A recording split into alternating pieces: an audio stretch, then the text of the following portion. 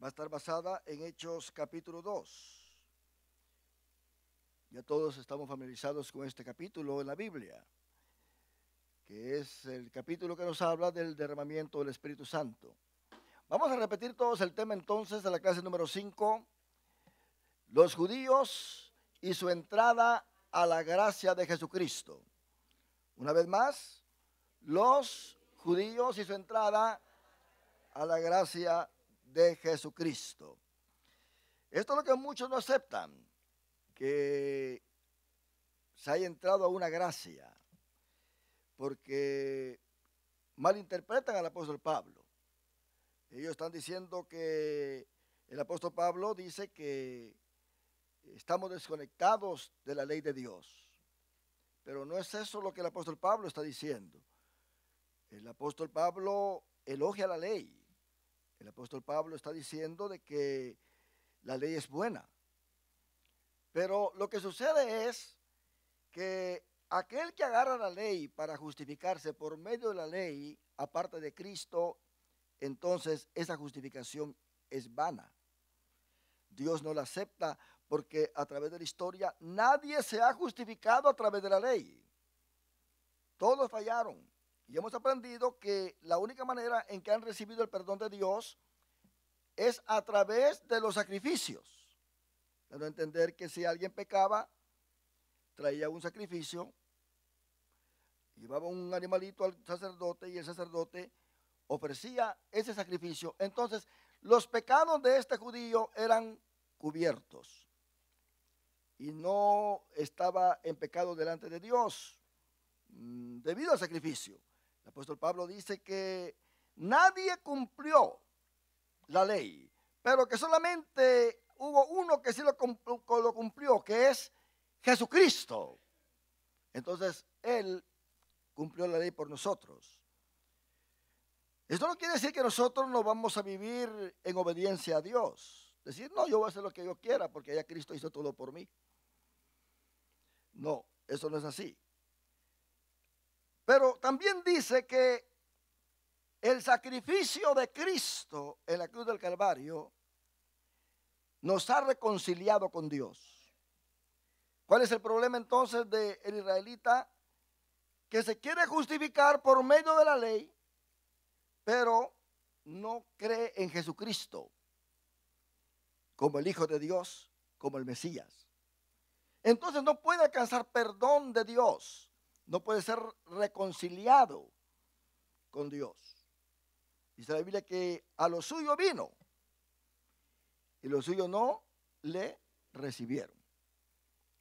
Pero aquellos que le recibieron, le dio potestad, le dio el derecho de ser llamados hijos de Dios.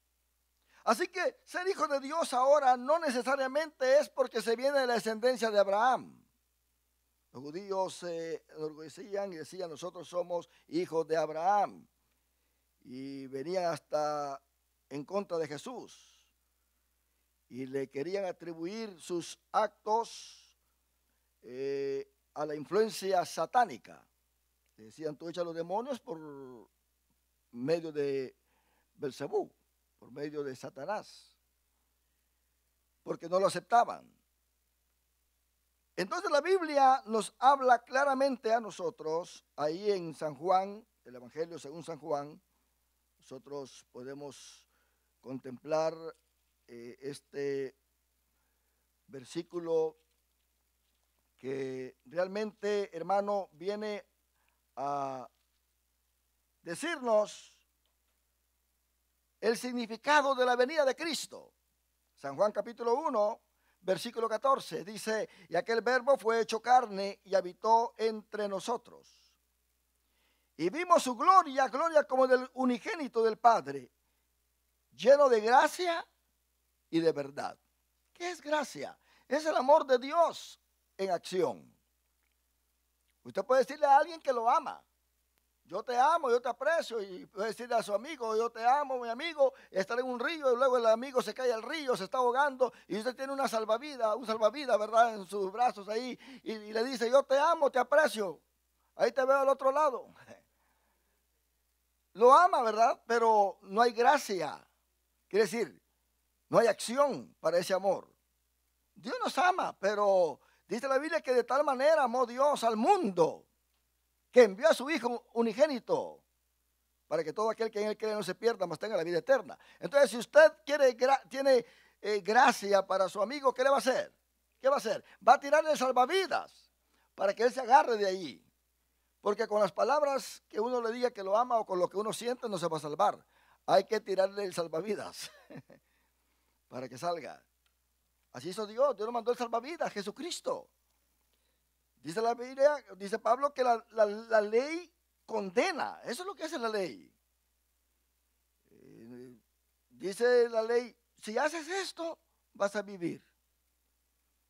Pero ¿quién se puede justificar por medio de la ley? Nadie. Podemos vivir nosotros viniendo a la iglesia, orando, pagando nuestros diezmos, dando nuestras ofrendas.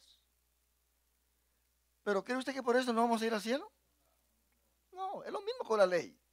Todo lo que estamos haciendo es bueno, ¿verdad que sí? Es parte de nuestra creencia en Dios. Pero si rechazamos el sacrificio de Cristo en la cruz del Calvario, no podemos ser salvos porque solamente la sangre de Cristo nos limpia de todo pecado. Nuestras obras, no, por eso Pablo dice, no por obras, para que nadie se gloríe, sino que por gracia somos salvos, por la misericordia de Dios. Entonces, dice Pablo, y si ya no estamos bajo la ley, ¿quiere decir que vamos a andar en pecado? En ninguna manera, porque esa ley ya está escrita, ¿en dónde? En nuestro corazón. Quiere decir que ya no hay una fuerza que viene de afuera hacia nosotros, que nos obliga a hacer las cosas, sino que viene de adentro de nosotros. Eso quiere decir que lo hacemos con toda nuestra voluntad. ¿O alguien vino a la iglesia esta tarde a la fuerza? Levante la mano, vamos a orar por usted. Y yo, no, yo no quiero ir, yo voy porque ni modo. Eso no trabaja así. Por eso Cristo dijo que los verdaderos adoradores adorarán al Padre, ¿qué? ¿En qué? En espíritu y en verdad. En la plena voluntad de Dios. Porque Dios conoce nuestro corazón. Entonces ahí en Hechos capítulo 2 vamos a tener esta lección, pero quiero leer esto que está en San Juan capítulo 1, versículo 15. Juan dio testimonio de él, ¿de quién? De Jesucristo. Y clamó diciendo, este es de quien yo decía, el que viene después de mí es antes de mí, porque era primero que yo. Bueno, Juan le llevaba por 6 meses en su edad. Pues, porque de su plenitud tomamos todos. ¿Qué es plenitud? Es llenura. Y gracia sobre gracia. Pues la ley, oiga bien, por medio de Moisés fue dada. Pero la gracia y la verdad vinieron por medio de ¿quién? De Jesucristo. ¿Verdad que está claro? Lo que pasa es que hay gente que se quiere justificar por la ley y no quiere vivir en Cristo. Pablo tiene 2 expresiones. Estar en Cristo y estar con Cristo.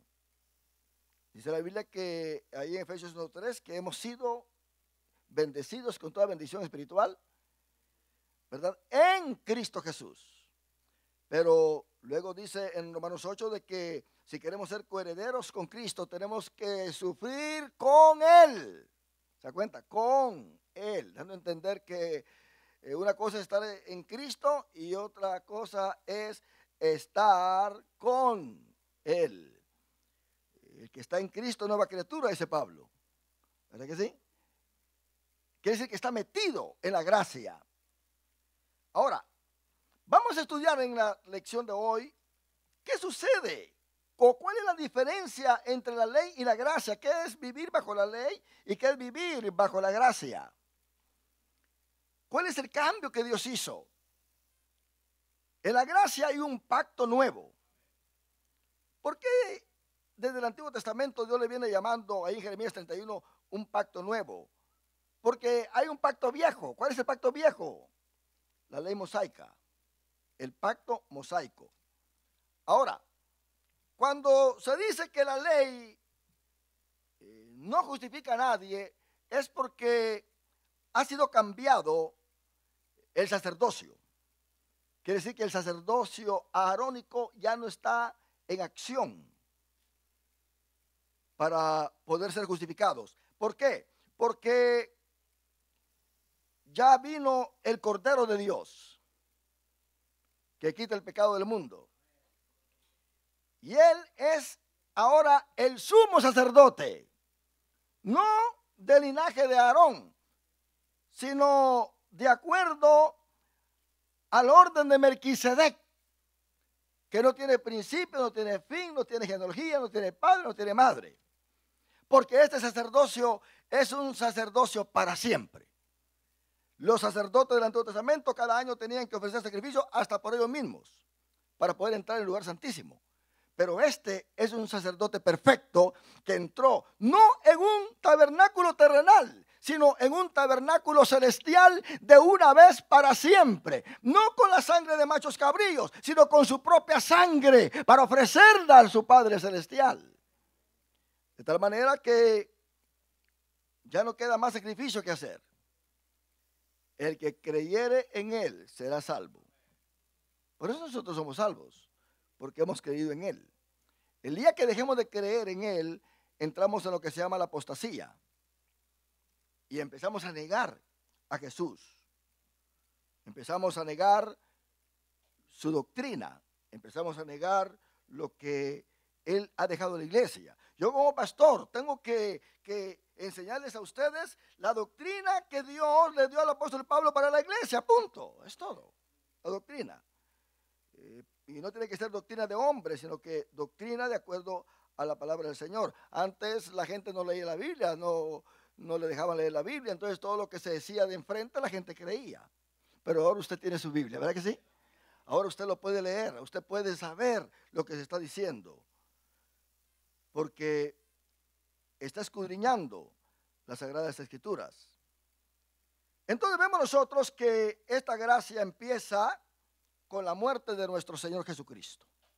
A partir de ahí, el hombre ya no puede acercarse a Dios a través de sacrificios de animales, sino a través del único sacrificio que es el de nuestro Señor Jesucristo en la cruz del Calvario. El apóstol Pablo lo dice claramente.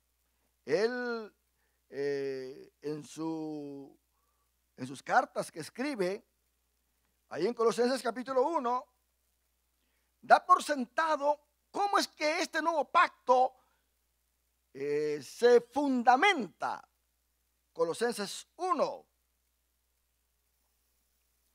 Nosotros vemos que empezamos con lo que es el traslado. Pablo dice, aquí hay un traslado. Quiere decir que estábamos en el mundo de las tinieblas y ahora nos ha trasladado a un nuevo reino. A partir del versículo 9 dice, por lo cual también nosotros desde el día que lo oímos no cesamos de orar por vosotros y de pedir que seáis llenos del conocimiento de su voluntad en toda sabiduría e inteligencia espiritual. Note bien, inteligencia espiritual. Se necesita inteligencia espiritual. Usted con su propio intelecto no va a poder discernir lo que realmente es la gracia. Por eso hay muchos que están bajo la ley viviendo todavía porque no tienen inteligencia espiritual. Dice el versículo 10, para que andéis. Andéis es una palabra que quiere decir estilo de vida. La manera en que ahora tenemos que vivir. Para que andéis como es digno del Señor, agradándole en todo. Para que uno agrade a Dios en todo, tiene que saber lo que Dios pide de nosotros. Es todo. ¿Cómo usted va a ser cristiano, vivir en la gracia y no sabe de lo que Dios está pidiendo de usted? Y si uno quiere poner sus propios reglamentos, no, así quiero vivir yo, aquí así quiero estar, así quiero hablar, así quiero participar. Eso no es conocer a Dios. Tenemos que sujetarnos a lo que la Biblia dice. llevando fruto en toda buena obra. Note bien, la buena obra ya es un buen fruto, ¿verdad que sí? Pero aquí dice, llevando fruto en toda buena obra. Quiere decir, tenemos que ser productivos. No nos contentemos solamente que estamos haciendo algo bueno. ¿Qué beneficio estamos logrando con eso bueno que estamos haciendo? Es bueno venir a la iglesia, ¿verdad que sí? Es un buen fruto, ¿sí o no? Usted viene a la iglesia, es un buen fruto. Pero ¿qué beneficio usted está logrando con venir a la iglesia? ¿Qué beneficio? ¿Se está consagrando más a Dios? ¿Está usted humillándose más delante de la presencia del Señor? ¿Está conociendo mejor a Dios? Usted puede venir a la iglesia, es un buen fruto, pero aquí dice que hay que llevar fruto en toda buena obra. Y creciendo en el conocimiento de Dios. Usted no puede ser un cristiano nada más, empezar, no, que yo soy hijo de Dios, ya soy evangélico, aleluya, gloria a Dios, soy miembro de la iglesia allá y aquí, sirvo al Señor. Y bueno, son rudimentos básicos, pero Dios quiere que crezcamos en ese conocimiento, porque para eso nos ha dado su palabra. Nuestro Dios es un Dios que no tiene profundidad, mi hermano. Lo que Él ha revelado es para nosotros, hay que aprenderlo. Dice, creciendo en el conocimiento de Dios, fortalecidos con todo poder, conforme a la potencia de su gloria, para toda paciencia y longanimidad, con gozo, dando gracias al Padre que nos hizo aptos, oiga bien, para participar de la herencia de los santos en luz. Esta es una herencia, el cual nos ha librado de la potestad de las tinieblas, el mundo perdido que está afuera, el diablo y todo su séquito y su gobierno, su reino, y trasladado al reino de su amado Hijo. Esto es lo que es la iglesia. La iglesia es un pueblo que Dios ha trasladado del mundo de las tinieblas a su luz admirable. En otras palabras, la palabra eclesía, eso quiere decir, ¿verdad? Fuera, ¿verdad? Entonces, eclesía, una palabra que quiere decir tomado fuera de. Nos ha sacado del mundo y nos ha puesto y nos ha sentado juntamente con Cristo en los lugares celestiales. Hay una pregunta, ¿será que la ley nos puede sentar a nosotros juntamente con el Padre allá arriba? No, no, solamente cuando creemos en Cristo, porque Cristo dijo, para que donde yo esté, vosotros también estéis. Él dijo, yo soy el camino, la verdad y la vida. Nadie viene al Padre si no es por mí. Nadie. Luego dice que hemos sido trasladados del reino al reino de su amado Hijo, en quien tenemos redención por su sangre. ¿Se da cuenta?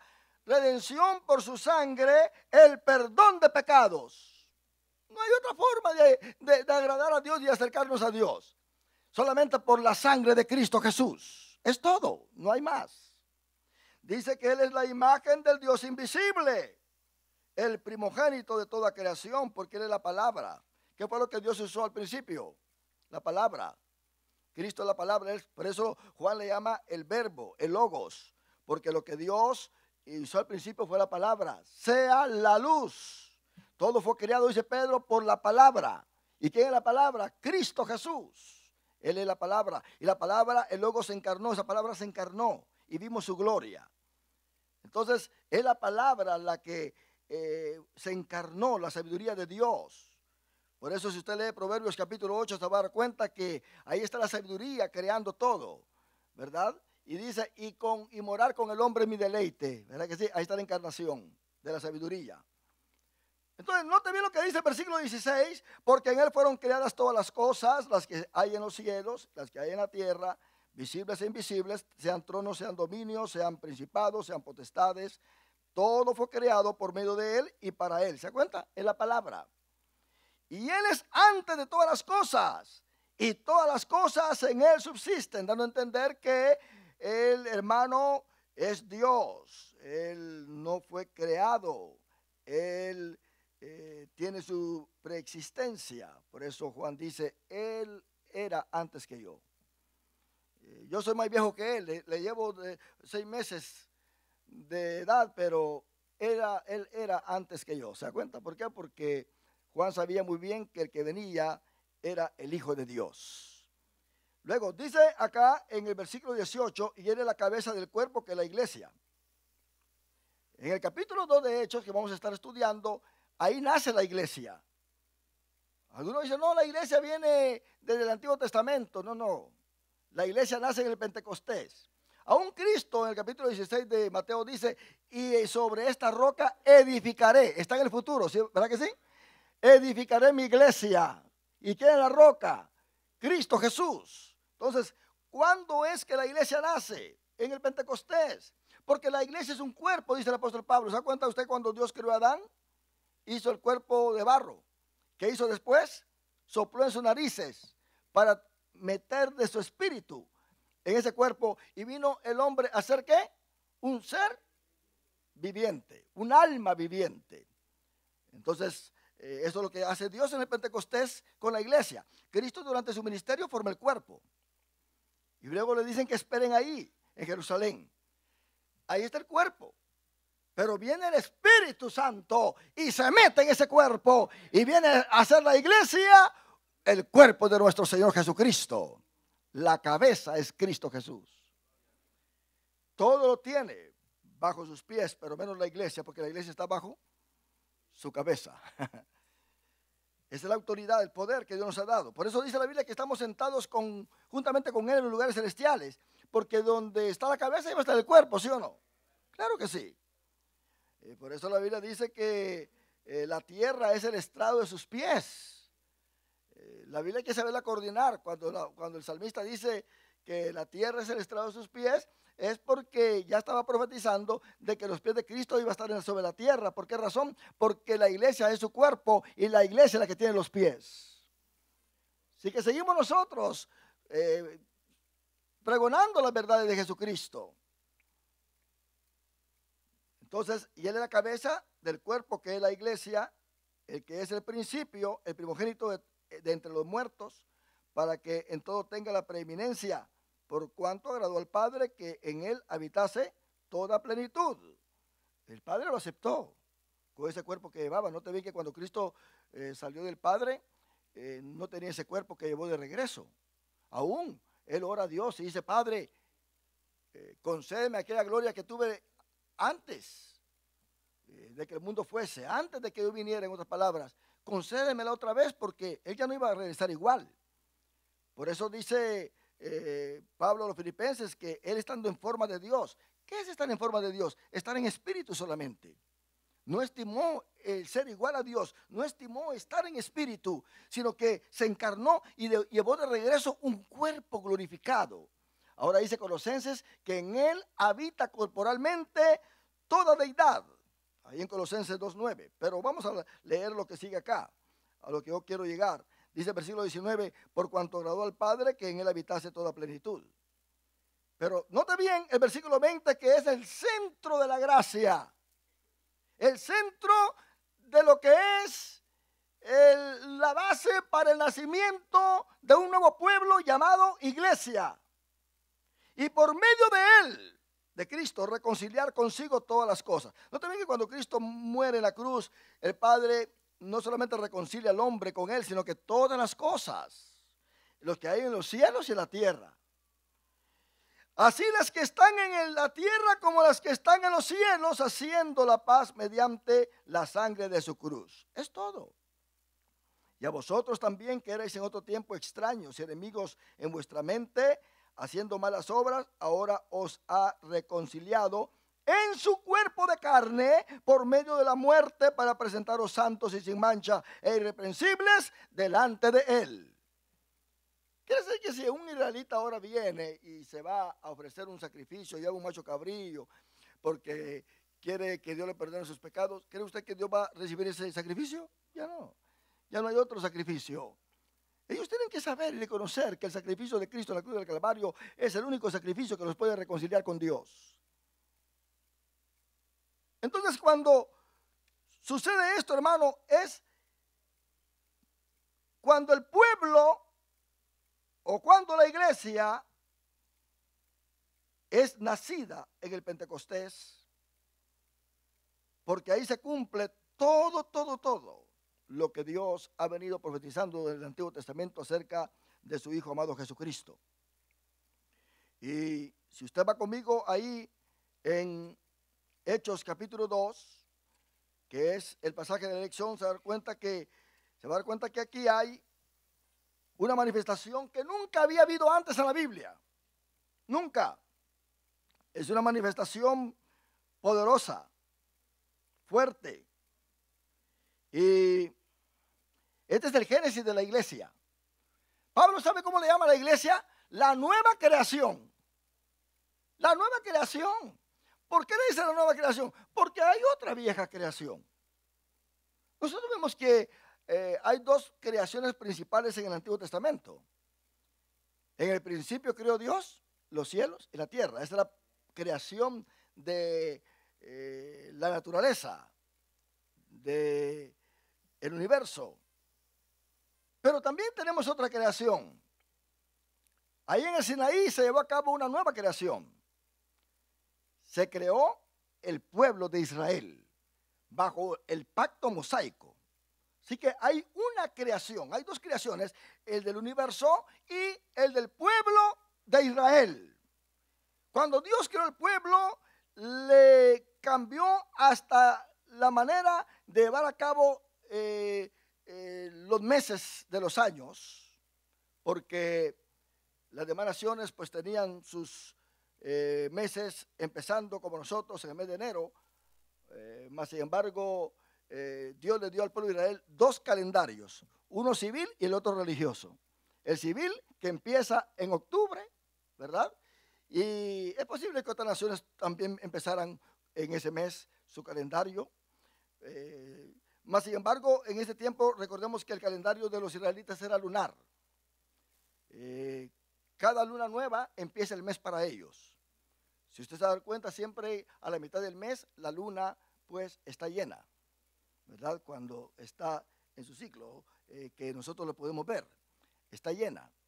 Entonces, el mes de cada israelita de Israel empieza con la luna nueva.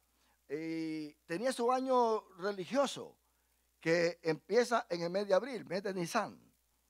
Y ese es el año, usualmente cuando se habla de los meses en el mes cuarto, en el mes quinto, usted tiene que empezar a contar desde el mes de abril para saber de qué mes está hablando. No empieza a contar de enero porque se pierde, ¿verdad? Pero en el mes de octubre ellos llevan a cabo el día de la expiación, cuando el sacerdote una vez al año entra al lugar santísimo, pero ahora no hay templo, ahora no hay sacerdocio. ¿Cómo los judíos van a recibir el perdón de sus pecados? Dígame usted, ¿cómo? Ellos dicen, ¿saben lo que dicen ellos? Tenemos que guardar la ley a la perfección para poder entrar al cielo. Pero ¿cuándo van a guardar la perfección? Si no hay manera de hacerlo, porque aún los elementos que se usan para la consagración y los ritos y ceremonias no existen. El aceite, hoy usan mucho el aceite, pero ¿cree usted que el aceite que Dios le dio al sacerdote es un aceite como el que se usa ahora? No, no, ahí está la receta de ese aceite y no encuentran los ingredientes, lo andan buscando, a ver si lo encuentran por ahí, ni los ingredientes encuentran. ¿Se da cuenta? Entonces quiere decir que no pueden hacer ni el aceite de la unción. Porque el aceite de la unción, hermano, en el Antiguo Testamento representaba al Espíritu Santo. Ahora tenemos al Espíritu Santo que cae en el día de Pentecostés. Ese es el aceite. Búsqueme la Biblia en el Nuevo Testamento un versículo donde se diga que los que Dios sanó, los que Dios llamó al ministerio con la imposición de manos, fueron ungidos con aceite. Cuando Pedro fue con Cornelio, ¿ungió con aceite? No, el Espíritu Santo los ungió a todos. Cuando Felipe llegó a Samaria y había bautizado a todos y llegaron Pedro y Juan, ¿qué fue lo que hicieron ellos? Les impusieron las manos y todos fueron llenos del Espíritu Santo. No usaron aceite. ¿Qué dice Pablo a Timoteo? Con la imposición de la mano del presbiterio. Ahí no menciona aceite. ¿Por qué? Porque el aceite es el Espíritu Santo. Ese es el aceite. Estamos ungidos nosotros.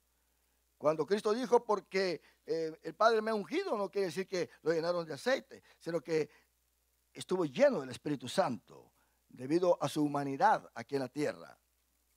Entonces nosotros tenemos que entender esto. Es cierto, Santiago dice que el que está enfermo llame a los ancianos de la iglesia y únjale con aceite. Pero ese aceite no es el aceite de la unción, es un aceite medicinal. ¿Se da cuenta? Dice Cristo en la parábola del samaritano de que aquel que estuvo ahí herido, ¿verdad? El buen samaritano lo ungió con aceite. Es el aceite medicinal.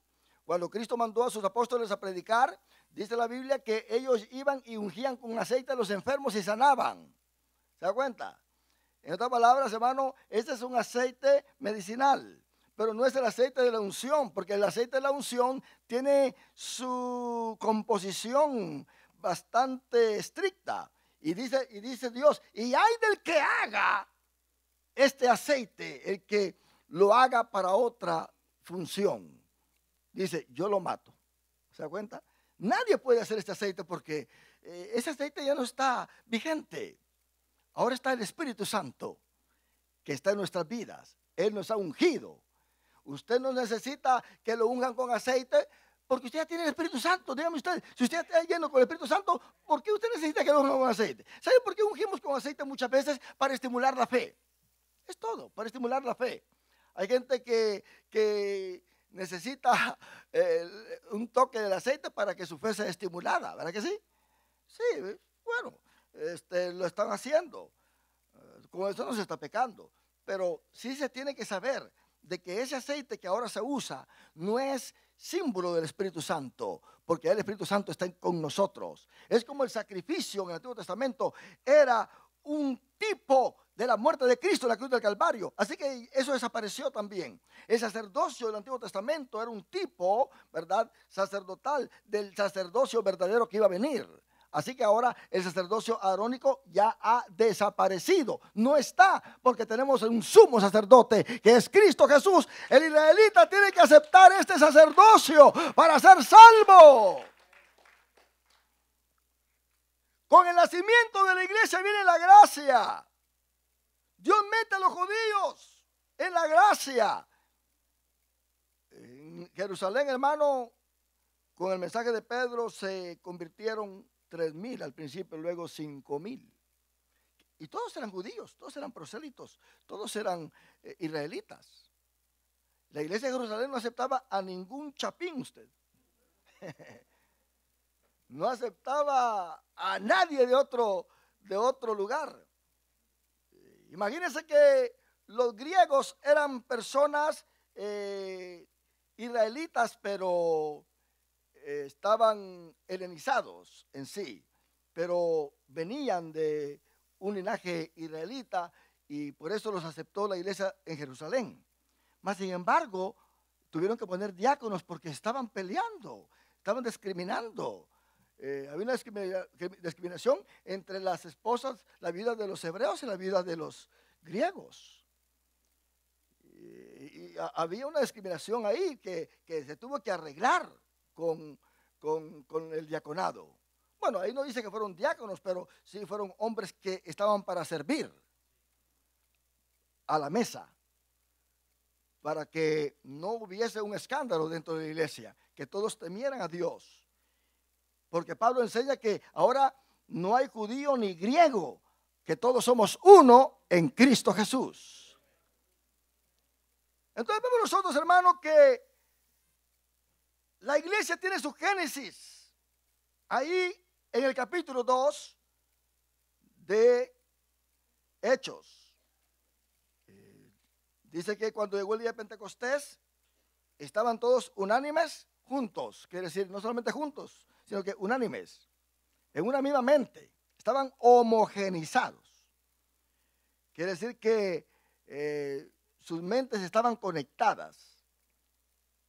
Estaban unánimes, eran uno, pero estaban juntos. Usted no puede decir, yo estoy unánime con la iglesia y nunca viene a la iglesia usted. Y dice, no, que ahí voy a estar en espíritu, mi hermano.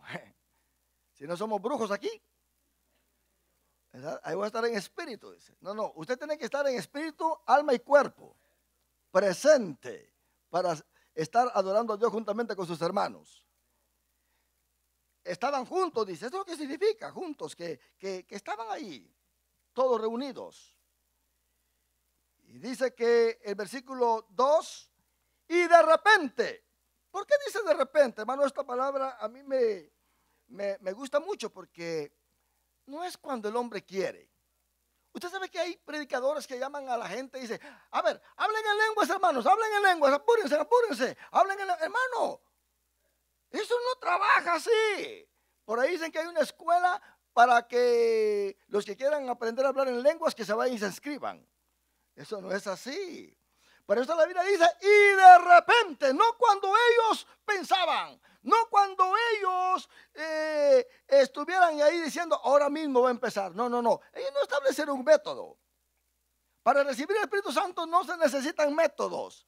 ¿Sabe lo que se necesita? Estar unánimes juntos, en armonía, en obediencia a Dios, para que se derrame el Espíritu Santo. Una de las cosas por la cual ahora el Espíritu Santo no se derrama en la iglesia, porque la iglesia ya es un campo de batalla. Ya es guerra, hay discriminación, hay chismes, hay críticas, hay calumnias, que ni el mismo pastor se libra usted. Está tremendo eso. Por eso es que el Espíritu Santo no se derrama en la iglesia.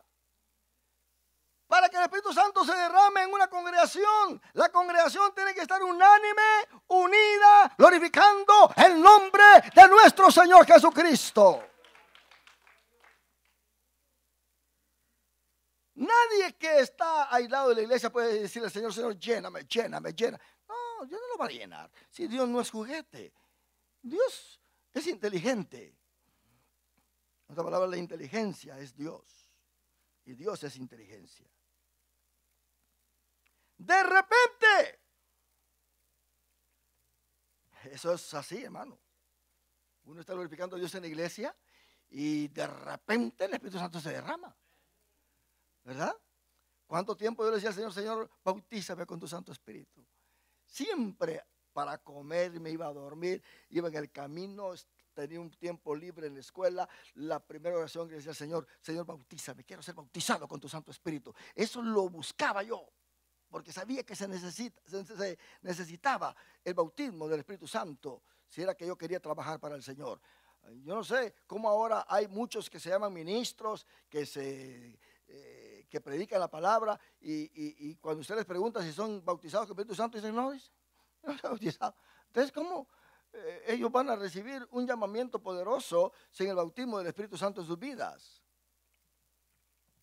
De repente vino del cielo un estruendo, como de un viento recio que soplaba, el cual llenó toda la casa donde estaban sentados. Note bien.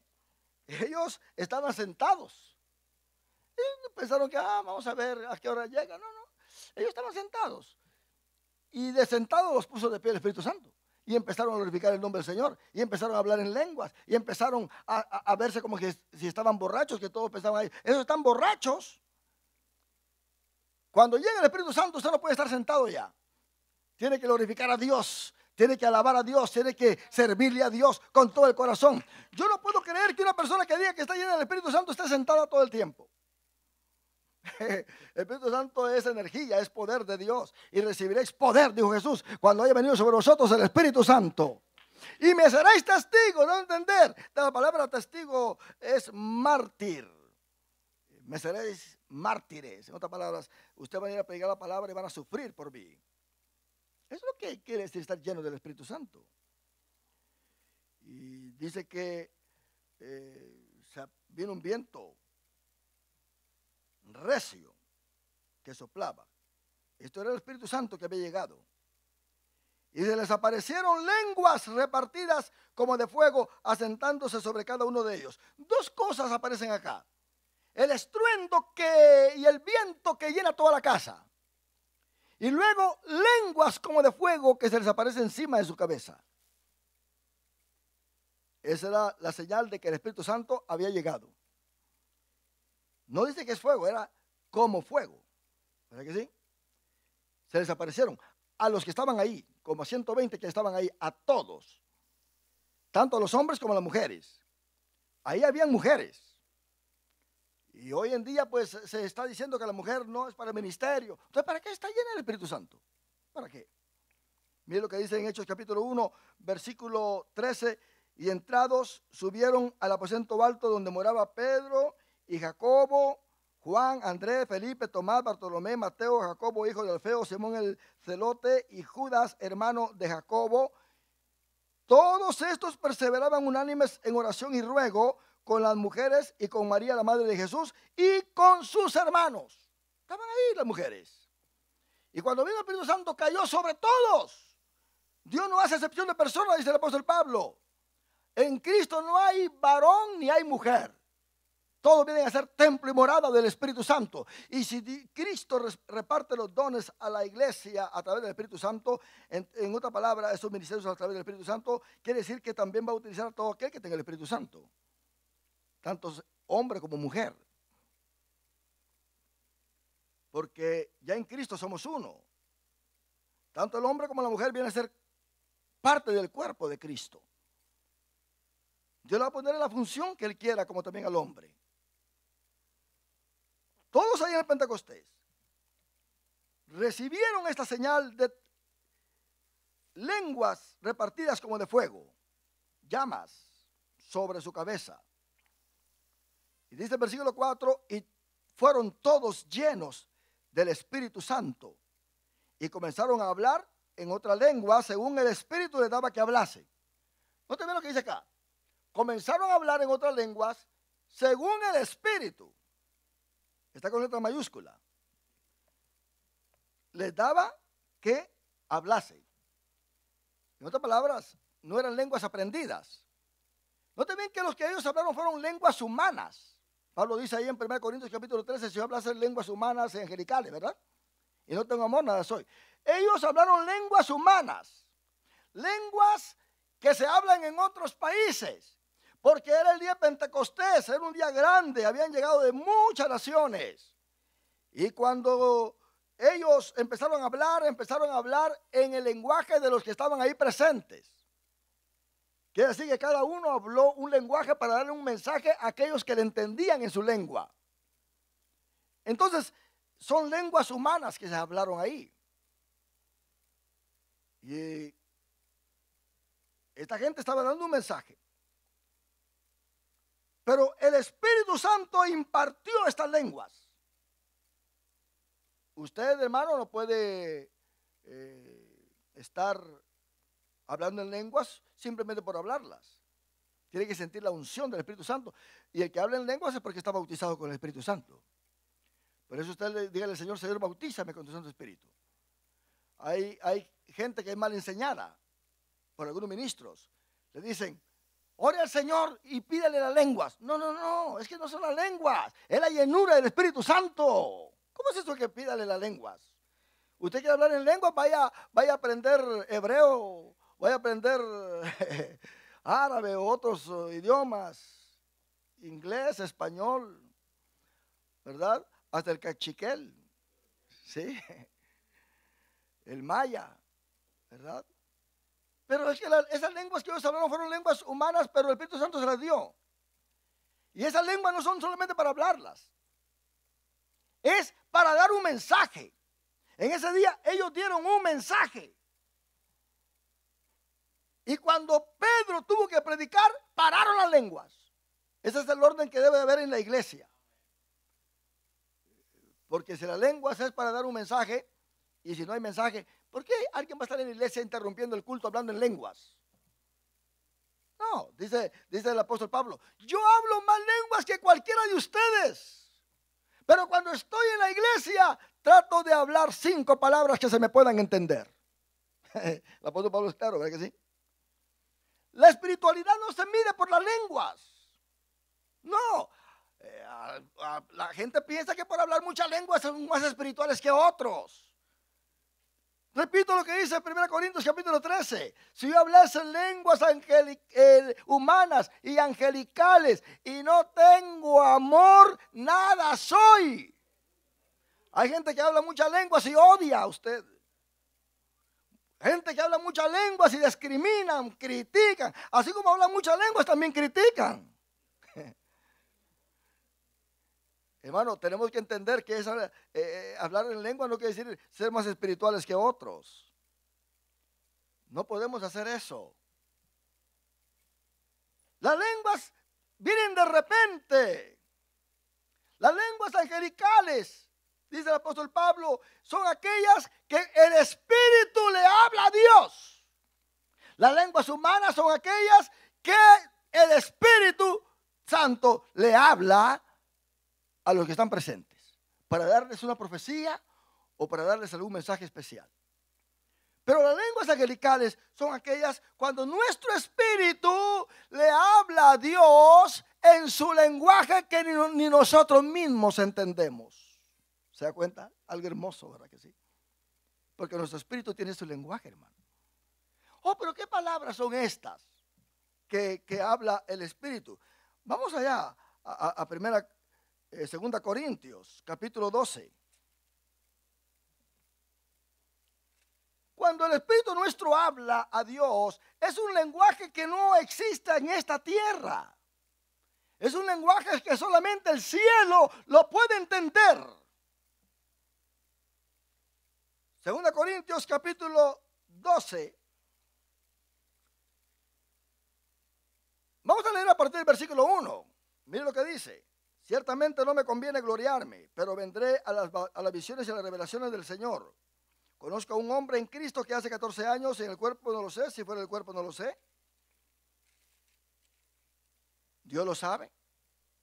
Fue arrebatado hasta el tercer cielo. ¿Qué dice que hay un tercer cielo? Está el primer cielo, donde vuelan las aves. Está el segundo cielo, donde están los planetas, las galaxias. Y está el tercer cielo, donde está el trono de Dios. Fue arrebatado hasta el tercer cielo. Ahí es que no se va todo aquel que muere en Cristo, hermano, ya el paraíso. Y conozco al tal hombre, si en el cuerpo, fuera del cuerpo, no lo sé, Dios lo sabe. Fue arrebatado al paraíso. ¿Se da cuenta? Ahí es donde vamos a ir nosotros si morimos ahora mismo. Al paraíso usted. Donde oyó palabras. Oiga bien, a esto quiero llegar. Donde oyó palabras inefables que no le es dado al hombre expresar. El hombre no puede expresar esas palabras aquí en la tierra, pero nuestro espíritu sí. Quiere decir, las lenguas angelicales son palabras que no existen en la tierra, pero que nuestro espíritu las habla cuando está platicando con el Dios Todopoderoso. Dando a entender que usted puede hablar esas lenguas en su casa. Cuando usted está en el momento de oración, viene el Espíritu Santo sobre usted. Usted habla en lenguas, ni usted mismo sabe lo que está diciendo, pero su espíritu se está comunicando con Dios. Esas lenguas no son para darle un mensaje a los que están alrededor suyo, son lenguas angelicales, no son lenguas humanas. Usted está platicando directamente con Dios, porque su espíritu está en conexión con Dios. Eso empieza ahí en el capítulo 2 de Hechos. Ahí es donde empieza todo, mi hermano. Ahí es donde Dios se glorifica y ahí empieza la señal de gracia. Esta llenura del Espíritu Santo, hermano, no pasaba antes. Aquí está pasando por primera vez, porque están haciendo la iglesia. En el Antiguo Testamento solamente venía el Espíritu Santo sobre una persona, por ejemplo, como Sansón, venía sobre Sansón para hacer un trabajo especial y luego se iba.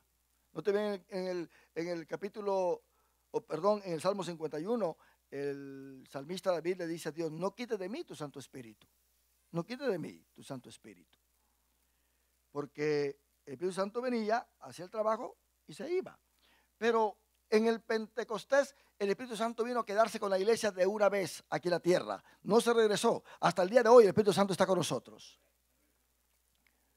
Por eso aquellos que dicen que los dones ya pasaron, que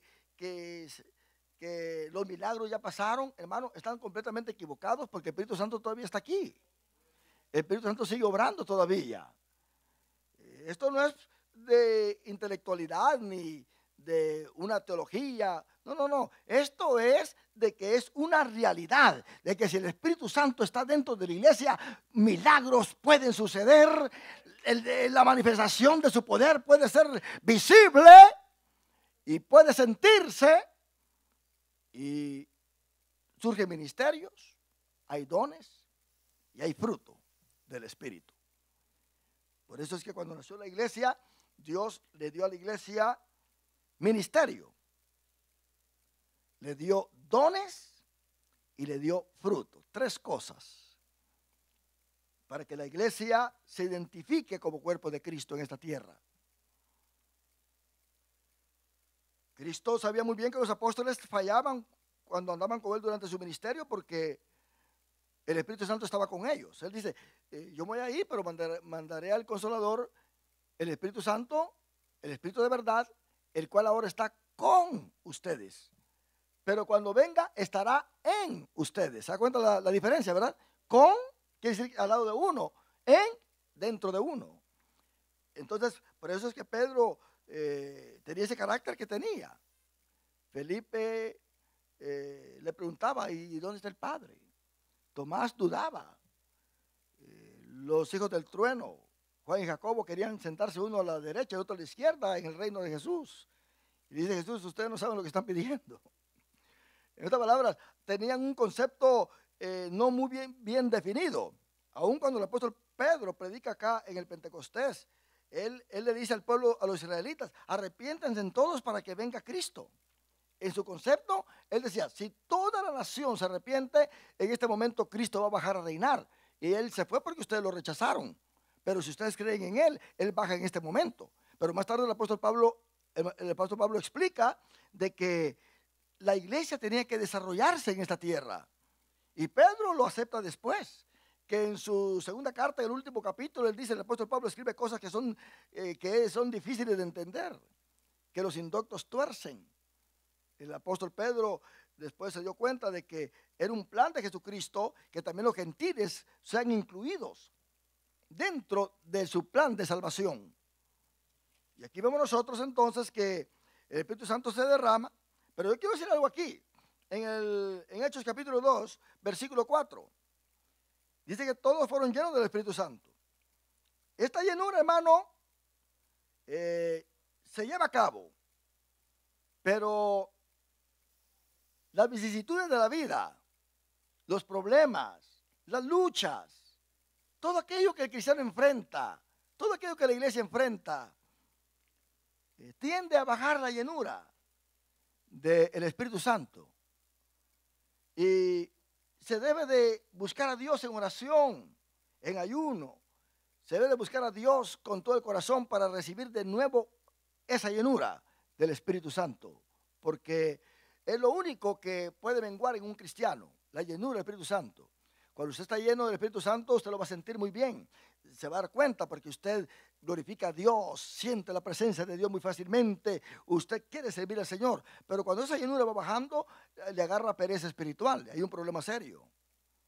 Solamente el cristiano que está lleno del Espíritu Santo puede ser guiado por el Espíritu Santo. Si no está lleno del Espíritu Santo, hermano, no va a ser guiado por Dios, porque no hay esa disponibilidad en él para obedecer. Todos fueron llenos del Espíritu Santo. Un ejemplo que les quiero dar es que ahí en Hechos capítulo 4, vemos nosotros que Pedro y Juan están siendo juzgados y son castigados, y le dicen a ellos que se callen, que no prediquen ese nombre. Y hay una persecución. Pero a partir del versículo 23, ellos necesitan llenarse otra vez del Espíritu Santo. Aún Pedro y Juan necesitaban llenarse del Espíritu Santo. ¿Cuánto más nosotros, hermano? Dice ahí en el capítulo 4, versículo 23, y puestos en libertad vinieron a los suyos y contaron todo lo que los principales sacerdotes y los ancianos les habían hecho. Y ellos, habiéndolo oído, alzaron unánime. Otra vez la palabra unánime aparece acá, hermano. Ese es el punto secreto, la clave. Y ellos, habiéndolo oído, alzaron unánime la voz a Dios. Quiere decir que todos se unieron en oración. Por eso, hermano, cuando aquí en la iglesia estamos todos orando, estemos todos orando. Yo no puedo entender como creyentes ya con 30 años del Evangelio, están todos en oración, el Espíritu Santo derramándose, y ellos como que si fueran periodistas, así, miren, viendo para todos lados, como que nunca habían visto tal cosa. Métase en el fuego, únase a la iglesia, para que usted también sea lleno del poder del Espíritu Santo. Y aquí entonces habla de que alzaron unánime la voz a Dios y dijeron: soberano Señor, tú eres el Dios que hiciste el cielo y la tierra, el mar y todo lo que en ellos hay. Están orando al Padre, tal como que Jesús lo enseñó. Que por boca de David, tu siervo, dijiste: ¿por qué se amotina la gente si los pueblos piensan cosas vanas? Se reunieron los reyes de la tierra y los príncipes se juntaron en uno contra el Señor y contra su Cristo. Porque verdaderamente se unieron en esta ciudad contra tu santo Hijo Jesús. ¿Están orando al Padre, sí o no?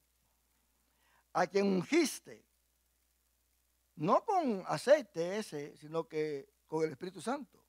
A quien ungiste, Herodes y Poncio Pilato, con los gentiles y el pueblo de Israel, para hacer cuanto tu mano y tu consejo habían antes determinado que sucediera. Ahora mire lo que pasa acá. Ahora, Señor, mira sus amenazas y concede a tus siervos que con todo denuedo hablen tu palabra. Ellos necesitaban poder. Lo del Pentecostés, ellos fueron bautizados, pero por todas esas persecuciones, ellos necesitaban ahora llenar su copa otra vez. Mientras extiendes tu mano para que se hagan sanidades y señales y prodigios mediante el nombre de tu santo Hijo Jesús. Versículo 31 dice: cuando hubieron orado, el lugar en que estaban congregados tembló, y todos fueron llenos del Espíritu Santo y hablaban con denuedo la palabra del Señor, la palabra de Dios. ¿Acaso no dice ahí en el capítulo 2 que fueron llenos todos del Espíritu Santo? Si estaban ya llenos del Espíritu Santo, ¿por qué necesitaban otra llenura? Porque, hermano, eso se va a necesitar a través del peregrinaje de la iglesia en esta tierra. Usted va a haber días que se va a sentir desganado espiritualmente. ¿Qué hay que hacer? Llenarse de nuevo del Espíritu Santo. Es lo único que se puede perder. Y si se descuida esa llenura, desaparece. Y la persona, hermano, está en grave peligro espiritual porque no puede glorificar a Dios. Viene a la iglesia, no tiene ni deseo de alabar al Señor. Viene a la iglesia y está todo desganado. Está pensando en otras cosas, no se puede concentrar, no tiene poder mental ni espiritual, mucho menos físico, para poder glorificar el nombre del Señor. Pero si está lleno del Espíritu Santo, hermano, agarra la energía del cielo y glorifica a Dios con todo el corazón. Ahora, otro punto que quiero tocar aquí en Hechos, capítulo 2, versículo 4, es que hay dos formas en que Lucas escribe con respecto a lo que es el Espíritu. Algunos enseñan que Cristo es el Padre, que Cristo es el Hijo y que Cristo es el Espíritu Santo. Pero eso no puede ser así. La Biblia es clara. Es cierto, Dios es uno, pero este uno es un número compuesto. Ejad, en hebreo, Ejad, uno. Dios también usa otra palabra para Abraham, cuando le quiere decir tu único hijo. Le dice Yahid. Yahid es una persona soltera. No es un número compuesto, es uno, único. Es el hijo de la promesa, no hay otro. Por eso habla de Cristo como su unigénito, hijo de Dios. Es lo mismo, su unigénito, el único. Todos somos hijos de Dios, pero vamos a ser semejantes a Cristo en su cuerpo transformado, pero no vamos a ser dioses. Él es Dios. Dice la Biblia que cuando lo veamos, seremos tal como Él es. ¿Cómo seremos tal como Él es? ¿Siendo dioses? No. Tomando su cuerpo. Él es la primicia, que cuando nosotros seamos arrebatados en el rapto de la iglesia, vamos a estar un cuerpo glorificado como el que tuvo Jesús cuando resucitó. Seremos semejantes a Él en ese aspecto. Pero nosotros vemos que Cristo no es el Padre tampoco, porque algunos dicen que cuando Cristo oraba, se oraba Él mismo. Padre mío, era Él. Dice que el ser hijo es solamente porque era humano, pero que en lo que es Dios, Él es el Padre. Y Él, como humano, se oraba a sí mismo al Padre. Y luego dice, cuando me vaya, enviaré a otro consolador. Dice, no, es que Cristo se va, es transformado y luego baja de regreso. Pero él pues ya no se le puede ver porque ya no está en su cuerpo humano. Entonces hay una confusión teológica ahí. Ciertamente, Cristo lo dijo claramente en San Juan. Mi Padre y yo vendremos y haremos morada en él. Y luego dice, y el Consolador vendrá y estará en vosotros. Habla de los tres, del Padre, del Hijo y del Espíritu Santo. En la Biblia hay que entender cuando está la palabra Espíritu, con letra mayúscula, que ya no dice ni Espíritu Santo, ni Espíritu de Dios, ni Espíritu de Cristo. Dice solamente Espíritu, ¿verdad que sí? Cuando dice Espíritu, de acuerdo al contexto, en varias ocasiones se está refiriendo a Dios en su totalidad, Padre, Hijo y Espíritu Santo. Quiere decir Espíritu. Note bien lo que dice. Y fueron todos llenos, ¿verdad que está muy claro ahí? ¿De qué fueron llenos? Le llama al Espíritu Santo, lo identifica claramente, es el Espíritu Santo. Y fueron todos llenos del Espíritu Santo y comenzaron a hablar en otras lenguas según el Espíritu, según Dios les daba que hablase. Era un acuerdo, así como Elohim dijo, hagamos al hombre a nuestra imagen. Él fue un acuerdo, porque dijo Jesús, cuando esté allá arriba, yo le diré al Padre que mande su Espíritu. Hubo un acuerdo, ¿se da cuenta? Según el Espíritu les daba que hablase. Entonces hay una distinción ahí. Está el Espíritu Santo viniendo a la iglesia. Es cierto, si nosotros vamos ahí en 2 Corintios capítulo 13, versículo 14, el apóstol Pablo saludaba y él se despedía en sus cartas mencionando los tres. ¿En cuántas ocasiones el apóstol Pablo dice Dios y Padre de nuestro Señor Jesucristo? ¿Verdad que sí? Y luego dice y habla del Espíritu Santo. Es algo que nosotros tenemos que entender. Es Ejad, un número compuesto. Miren lo que está acá en 2 Corintios 13, 14. La gracia del Señor Jesucristo. ¿Verdad que sí? La gracia del Señor Jesucristo. Aquí menciona al Señor Jesucristo. El amor de Dios. El apóstol Pablo le llamaba al Padre Dios siempre. Le llama así en sus escritos. La gracia del Señor Jesucristo. El amor de Dios y la comunión del Espíritu Santo sean con todos vosotros. Amén. ¿Verdad que están los tres ahí? Ahí están los tres. Entonces hay que entender. La iglesia recibió el Espíritu Santo para ser un pueblo unido, edificado en Cristo Jesús.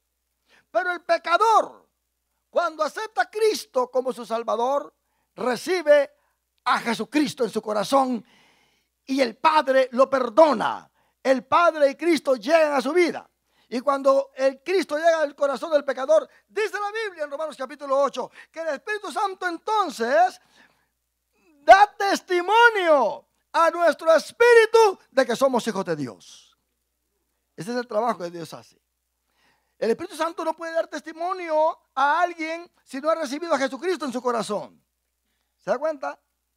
Tiene que verlo ahí para que le dé testimonio de que ya es hijo de Dios. Eso es todo.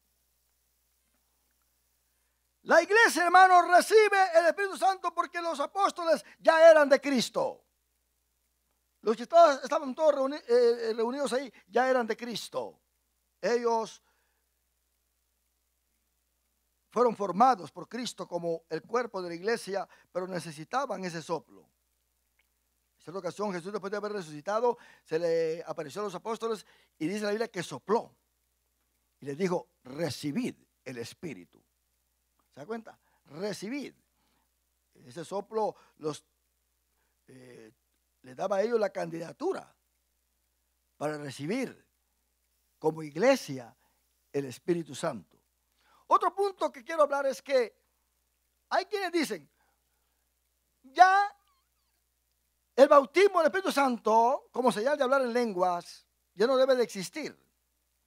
Porque desde el momento que una persona acepta a Cristo, es sellada con el Espíritu Santo y eso es suficiente. Se basa en lo que dice Efesios capítulo 1, ¿verdad? Que nosotros somos sellados. En otras palabras, ya somos pertenencia de Dios. Pero ellos dicen que el Espíritu Santo que se derramó en el Pentecostés fue para la iglesia, tanto para los que están presentes como para los que se iban a incorporar a la iglesia, pero que las señales que se hablaron acá ya eran señales que validaban a los que iban a aceptar después. De tal manera que, así como ellos hablaron en lenguas, ellos ya hablaron en lenguas por nosotros. Ya nosotros no tenemos que hablar en lenguas porque ellos ya hablaron en lenguas por nosotros. Eso es lo que ellos enseñan. Pero digo yo, ¿no será que se le está quitando al Espíritu Santo su función por la cual Él vino a la tierra? ¿Acaso cuando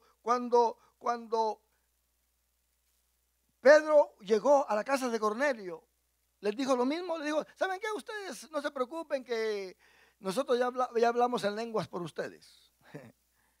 ¿Qué dice la Biblia? Pedro estaba predicando y de repente otra vez cayó sobre ellos el Espíritu Santo y glorificaban a Dios hablando en lenguas. ¿Se da cuenta? ¿Y qué sucede con los 12 que Pablo encontró en Éfeso? Que ni sabía si había Espíritu Santo. Pero Pablo, después de explicarles, oró por ellos y cayó sobre ellos el Espíritu Santo. ¿Y cuál fue la señal? Hablar en lenguas. Si hoy en día el Espíritu Santo se manifiesta, ¿cuál es la manifestación? Hablar en lenguas. Porque para eso el Espíritu Santo fue enviado a la iglesia, para que todo aquel que se incorpore a la iglesia pueda recibir la llenura, el bautismo, como señal de hablar en nuevas lenguas. Nadie puede quitar esto de la Biblia. Me lo puede decir el doctor, el teólogo más famoso, pero la Biblia a mí me dice que Dios es el mismo de ayer, hoy y por todos los siglos. Que el trabajo del Espíritu Santo es la llenura. Si usted se va ahí a Efesios, usted se va a dar cuenta lo que el apóstol Pablo enseña en su capítulo 5 a los Efesios. Dice ahí en el versículo 18, no os embriaguéis con vino, en lo cual hay disolución, antes bien sed llenos del Espíritu Santo. La iglesia de Corinto estaba siendo bendecida por el Señor y hablaba en lenguas. Y Pablo tuvo que ayudarlos a seguir un orden especial con respecto a esto. Hoy en día la gente no quiere hablar en lenguas porque hay muchas iglesias que han malinterpretado las lenguas. Donde está el mensaje y de repente se levanta alguien a hablar en lenguas y no hay ningún mensaje para la iglesia. Dice Pablo, si tú vas a hablar en lenguas y no hay intérprete, cállate, siéntate. Porque no hay nadie que pueda interpretar. A menos de que, a medio del mensaje, alguien se levante, porque el Espíritu Santo sí trabaja, ¿verdad? De repente, ¿verdad? De repente. Alguien se levante con un mensaje y venga otro por allá, se levante por el poder del Espíritu Santo y empieza a interpretar las lenguas. Y así dice el Señor, ¿verdad? Entonces hay un mensaje para la iglesia. Y eso se respeta. Pero si alguien se levanta solamente para hacer escándalo, no. Si no hay mensaje, que esté tranquilita o tranquilito. Porque todos estamos escuchando palabras del Señor. Ese es el orden que el apóstol Pablo dice a los corintios. Le dice, ustedes así deben de hacer. ¿Por qué? Porque si entra uno que no sabe nada de eso, lo asustan. Porque imagínense que entre un pecador por primera vez a una iglesia y lo que va a encontrar es un relajo que no se sabe ni lo que están haciendo. No hay un orden, entonces se va a asustar, no va a entender nada. Dios es ordenado. En este momento puede caer el Espíritu Santo sobre nosotros. Y el mundo va a venir nos va a decir que estamos borrachos, ¿verdad? Pero no es porque nosotros querramos, es porque el Espíritu Santo se está derramando, porque estamos glorificando el nombre del Señor. Eso es algo especial que Dios hace con nosotros.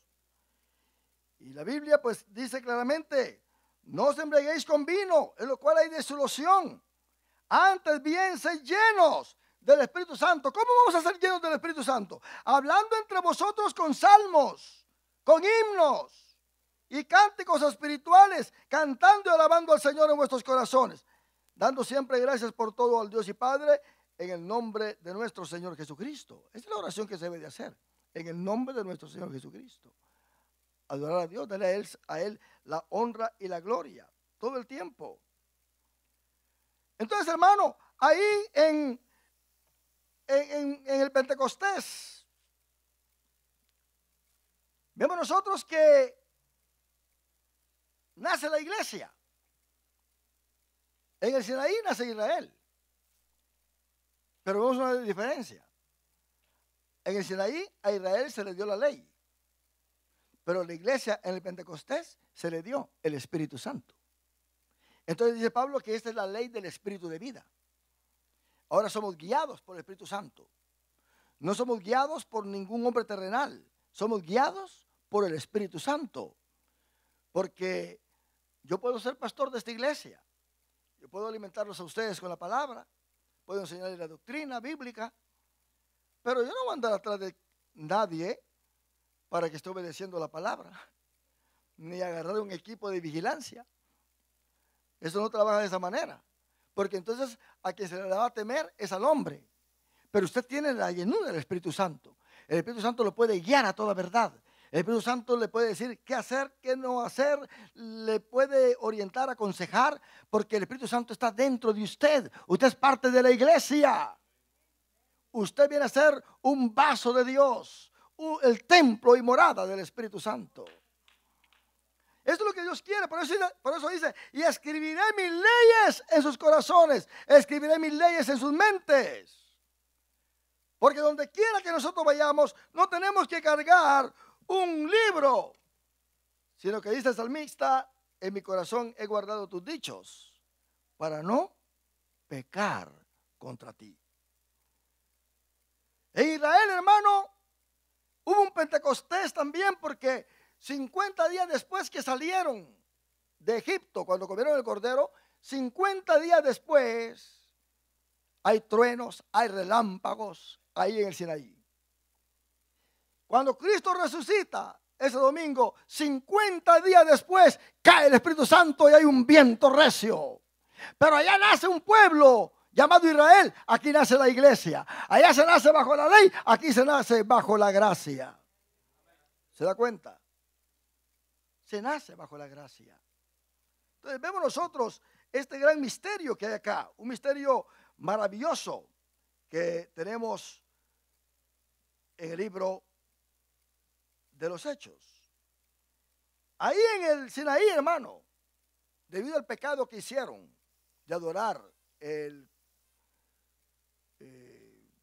la estatua que hizo Aarón, ese muñeco de oro que dice que no tenía ni la figura de becerro, pero le llamaron becerro porque lo estaban representando como uno de los ídolos o dioses de Egipto.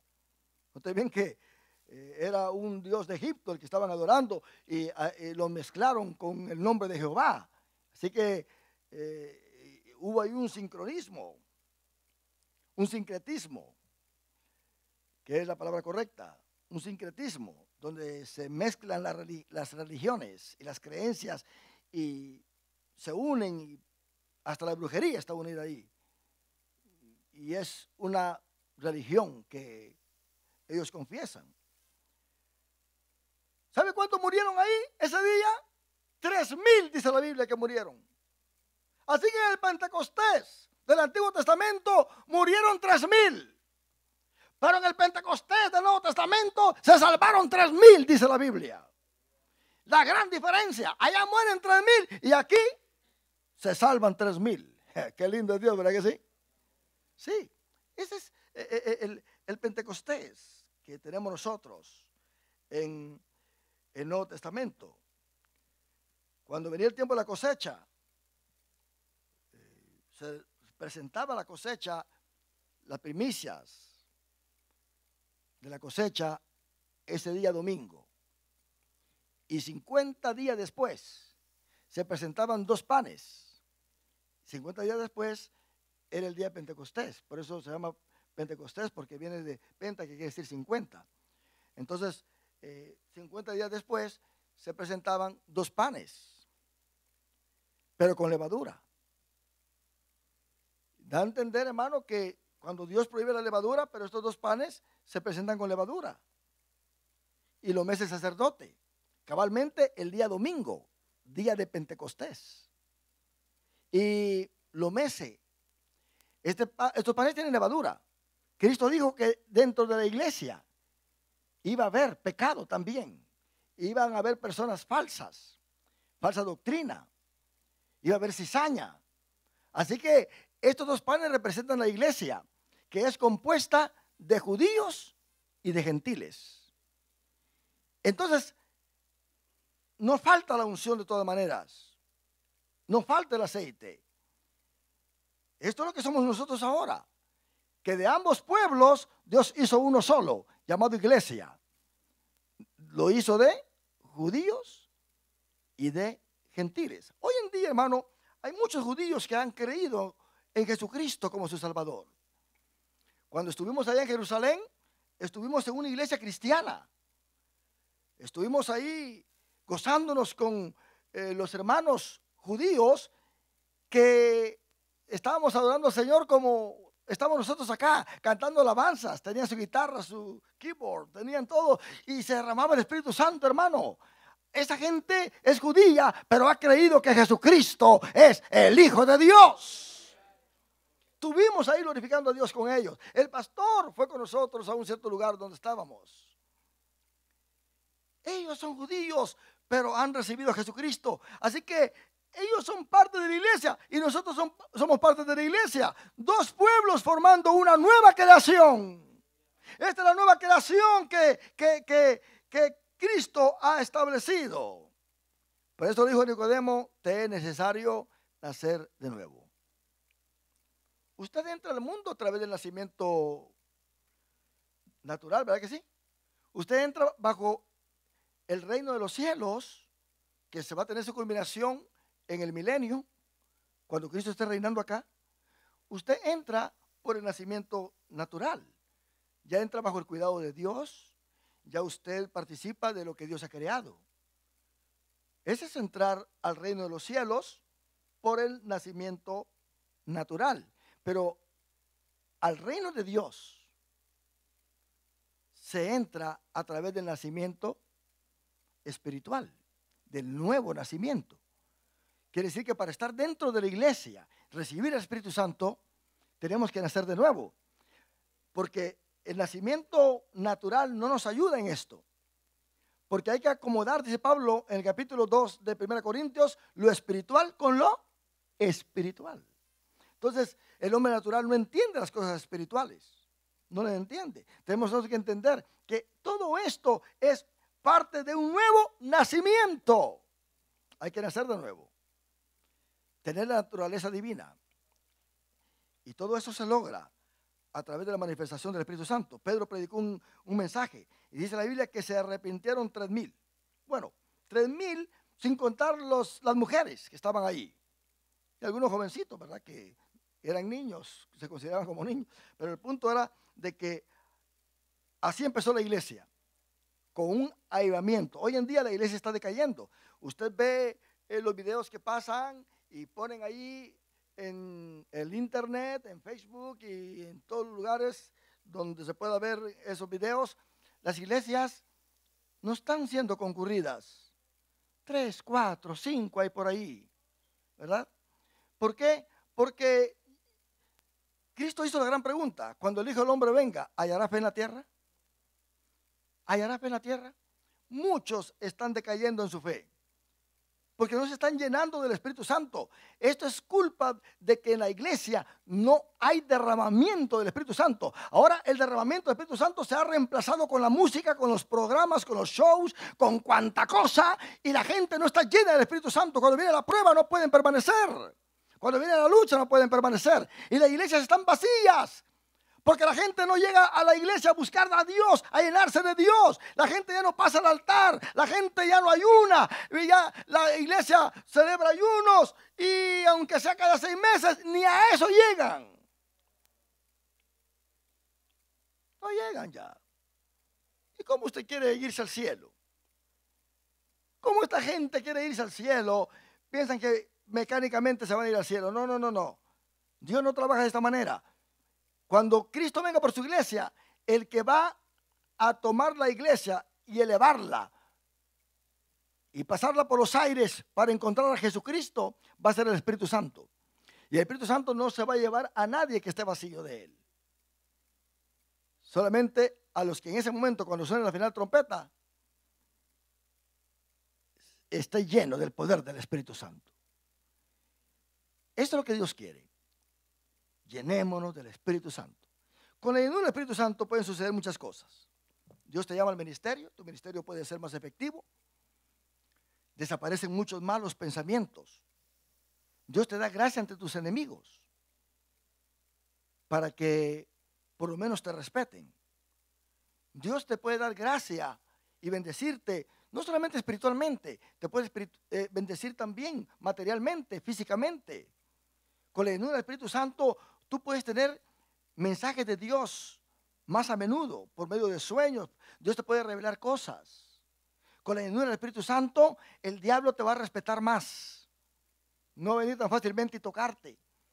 Porque apenas el diablo esté a una milla de distancia, tú lo vas a percibir que está ahí. Y vas a empezar a reprenderlo en el nombre de Jesucristo.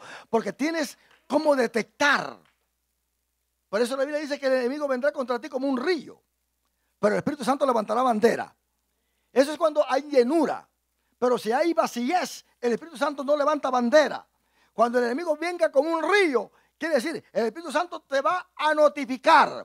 Te va a decir, ora, prepárate, porque viene un ataque para tu vida. No hay necesidad que nadie te lo diga. El Espíritu Santo te habla a tu corazón y tú lo puedes interpretar y discernir la voz de Dios y buscar a Dios de corazón.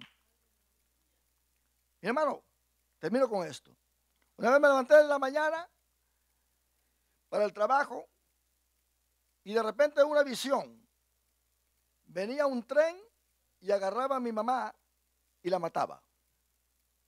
Dije yo, ¿qué es esto? Me voy, estoy lavando la cara y en medio de eso viene el tren, la misma máquina de tren, y mata a mi mamá. Y entonces yo ya me preocupo un poco. Digo, Señor me está mostrando algo acá, el Espíritu Santo está diciéndome algo. Y empiezo a clamar, Señor, guarda a mi mamá donde quiera que esté. Me voy al carro,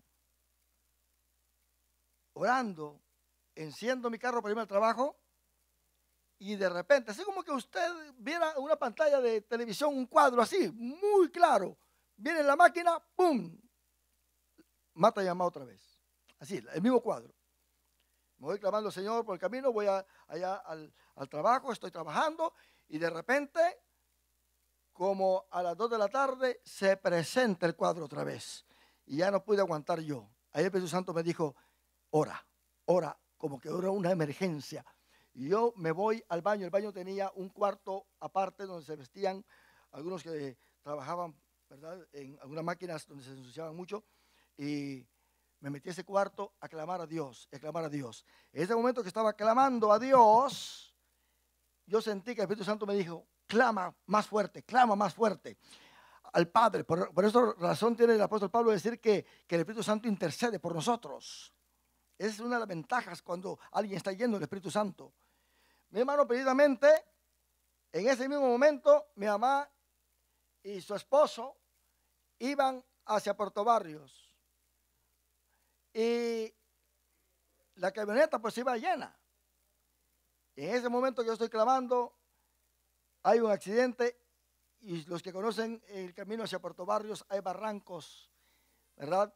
Y la camioneta se fue en uno de esos barrancos, se fue así, así rodando. Y llegó hasta abajo. Todos se murieron, todos. Pero mi mamá y su esposo se levantaron vivos. Mire usted lo que hace el Espíritu Santo. El Espíritu Santo trabaja. Hay ventajas con la llenura del Espíritu Santo porque el Espíritu Santo te puede avisar si algo le viene a tu hijo o a tu hija. El Espíritu Santo puede anticiparte a decirte cosas. Esas decisiones que puedes tener, que quieres hacer, el Espíritu Santo te puede decir no y oír la voz audible del Señor. Yo les conté la otra vez a ustedes.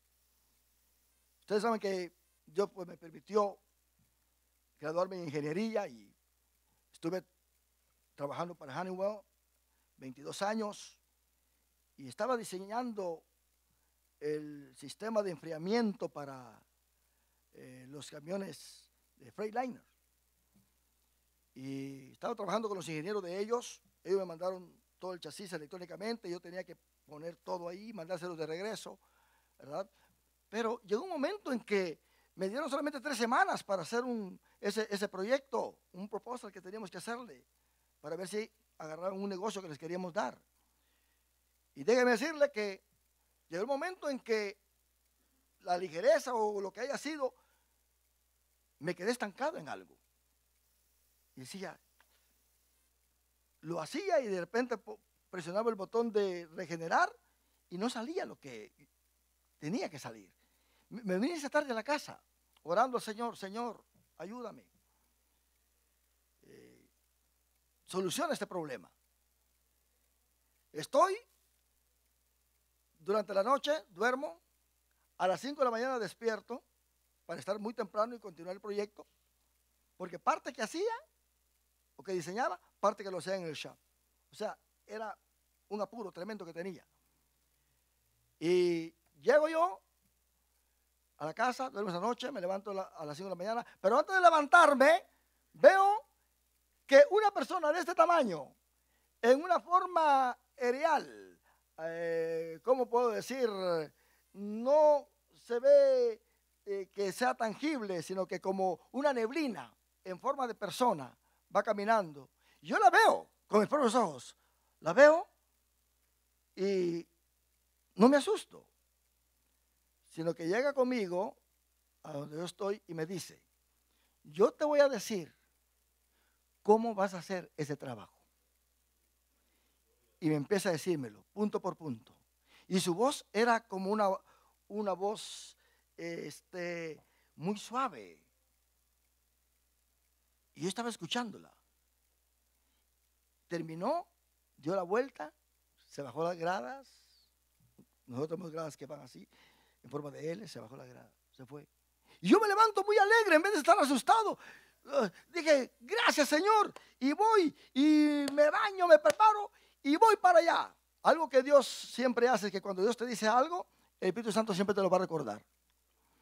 Y llego para allá, enciendo la computadora, enciendo todo y escribo lo que escuché de él, paso por paso, y me voy, paso por paso, paso por paso.